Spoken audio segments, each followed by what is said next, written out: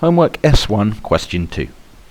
In part A, we're asked to calculate the product moment correlation coefficient for a data sample comparing daily mean temperature and daily maximum relative humidity. We can do that on our calculators if we go to main menu, and from that select 6 statistics, and then select 2, y equals a plus bx. Now unfortunately every time you do this it deletes all the information that was in there, and you don't want to watch me fill this into the table, so I'm going to pause the video until I've got that done.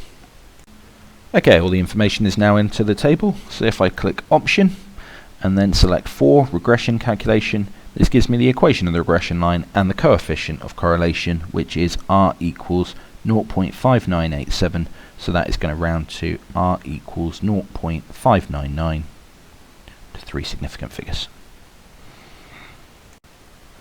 In part B, we're asked to carry out a two-tailed hypothesis test at the 5% significance level to examine whether there is any correlation between temperature and humidity. As it says, we must state our hypotheses clearly. The null hypothesis, H0, is that our population correlation coefficient, ρ, is 0. We're going to assume that there is no correlation between the two variables. And therefore, in a two-tailed test, our alternate hypothesis is that ρ is not equal to 0.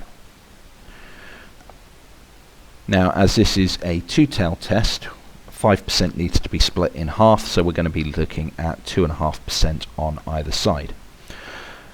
We have our sample size of n is 12, and we then need to compare the value of r that we found in part A with the value given in the back page of the formula book on the critical values for correlation coefficients. So on this table, we need to scroll down to n equals 12 and move across to the 0.025, that's 2.5% either side, and our key critical value is 0.5760. This is the value for which there is only a 2.5% chance of getting a correlation at random if there isn't actually one, the data just happening to be in a straight line when it's randomly decided. If we have a correlation coefficient above this value, then it's not likely to be random. Then we've actually got something going on here. So our value of r is 0.599. That is greater than the 0.5760 that is the critical value. This gives us sufficient evidence to reject the null hypothesis. There is sufficient evidence to reject the null hypothesis.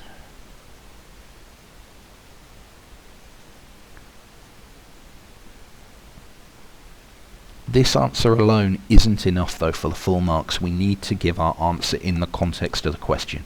We need to be referring to daily mean temperature and daily maximum relative humidity. So there is sufficient evidence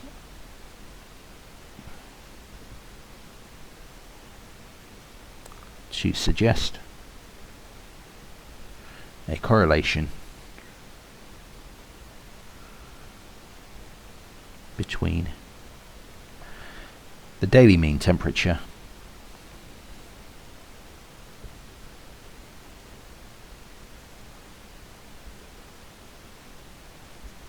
and the daily maximum relative humidity.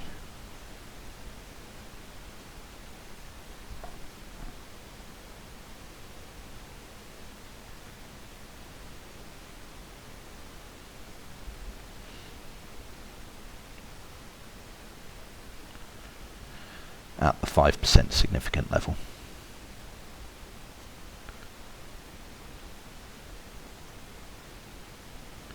Now hopefully that second sentence that I wrote is enough to get all the marks, but exam questions sometimes have keywords that need to be included in your answer, and so I prefer to play it safe and put 1 mark in for explicitly stating it in neutral terms, just talking about the null hypothesis, and then a second line that actually talks about it in terms of the question's context.